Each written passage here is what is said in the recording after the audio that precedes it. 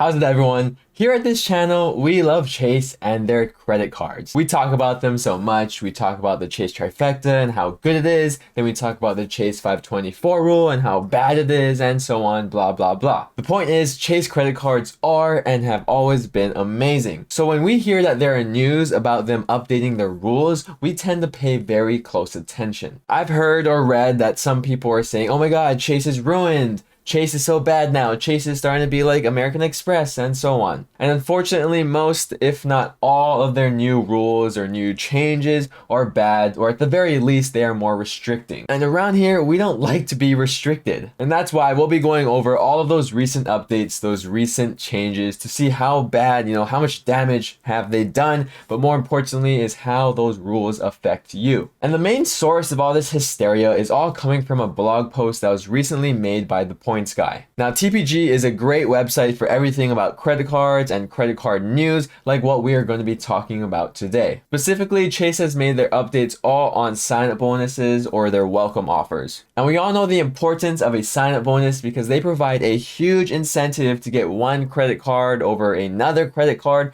or to get a certain credit card at this time of the year versus like waiting and getting it later on. But anyway, let's take a deeper look into what these rules are exactly and which cards are they targeting. As we take a look, the first family of cards that's going to be getting these updated changes or rules is going to be the Hyatt credit cards, and it goes for both personal and business credit cards. It states here that if your account is not open for at least 3 months, Hyatt and Chase reserve the right to deduct the bonus points from your World of Hyatt account. The next card is going to be the Marriott Bonvoy Bold credit card specifically, so it's not referring to the other Chase Marriott card, which is the Chase Marriott Bonvoy Boundless credit card. So for the Marriott Bonvoy Bold credit card, if your account is not open for at least 6 months, Marriott and Chase reserve the right to deduct the bonus points from your Marriott Bonvoy account. Third, we have the United credit cards, which is basically the same thing, both personal and small business cards.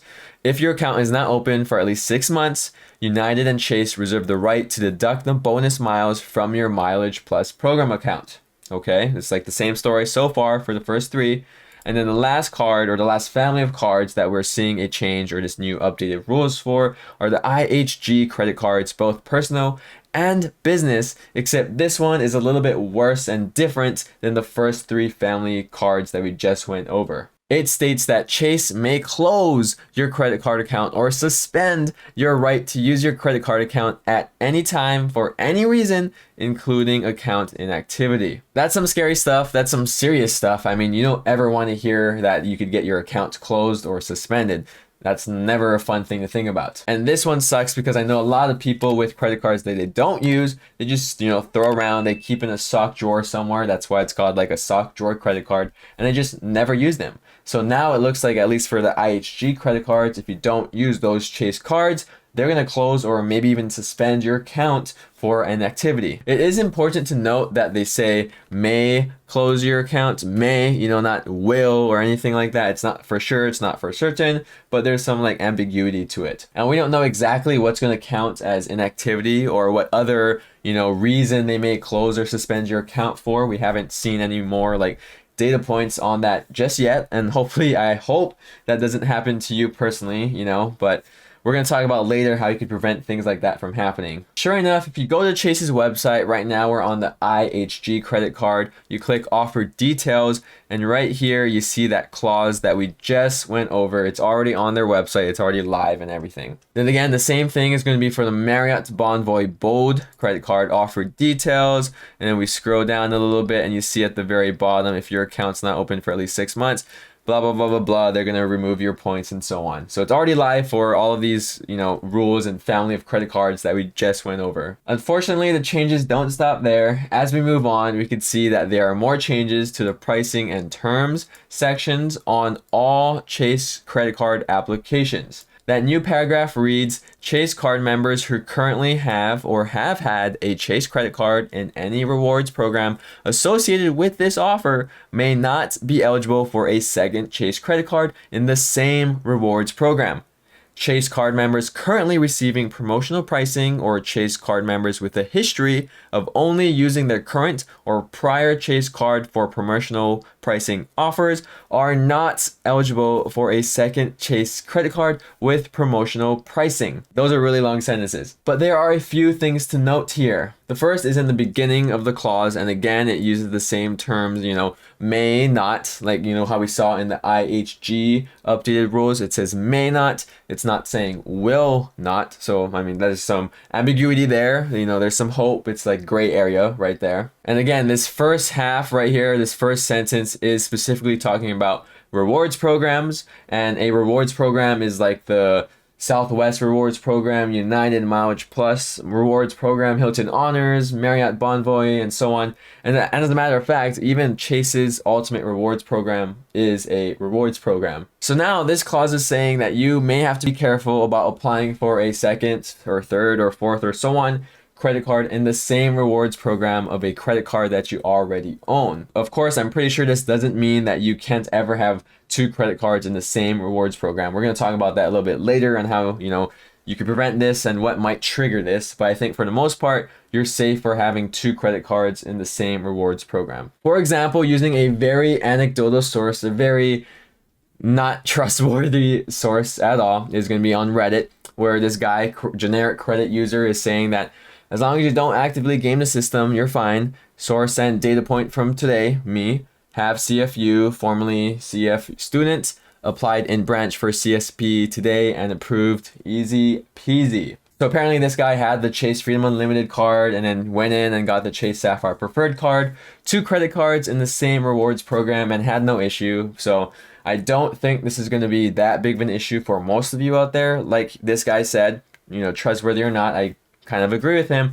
If you're not actively gaming the system, I think you should be fine. And moving on to the second half of this clause, Chase is referring to their promotional pricing. An example of promotional pricing is getting 0% APR on a certain credit card for a certain period of time. So what this second half of the clause or second half of the paragraph is saying is that if you purely use a credit card for promotional pricing, the promotional pricing offer, that means that when you try and get a second Chase credit card with promotional pricing, you are not eligible to get that card. You will not be able to get that card. Notice the difference here that Chase is using are not eligible, not may not eligible like earlier. So in this part of the paragraph, they're super serious, super black and white. You will not be able to get that second card if you're purely using a credit card for those promotional pricing offers. And like I mentioned earlier, this paragraph, that long paragraph, is going to be for all Chase credit cards, not just those family of cards we talked about earlier.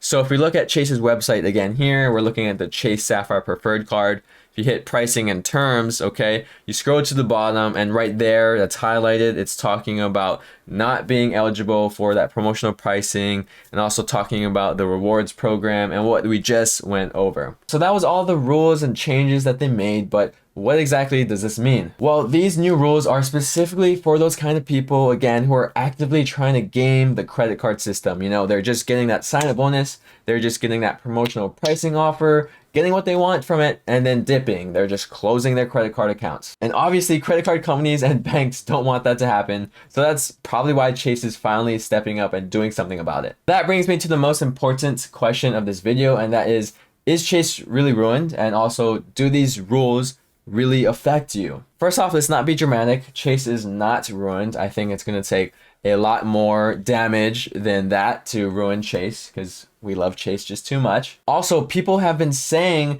that Chase always had these rules, but just recently restated it. Again, these are just he said, she said types of things on Reddit, Twitter, and other forums. And I can't fact check if these rules have been actually there since 2017, but allegedly it has. It's just that Chase restated them recently, so it's not really, I guess, new updates or a new rule. But does this affect you? I mean, yes, if you are one of those people who are gaming the system, if you're just getting a credit card and closing it a few months after, after you get that sign-up bonus, or you are just using the credit card for the promotional pricing offers, then yeah, this is exactly what Chase is trying to stop you from doing. You are the type of person that Chase does not like and is trying to cancel or remove from their system.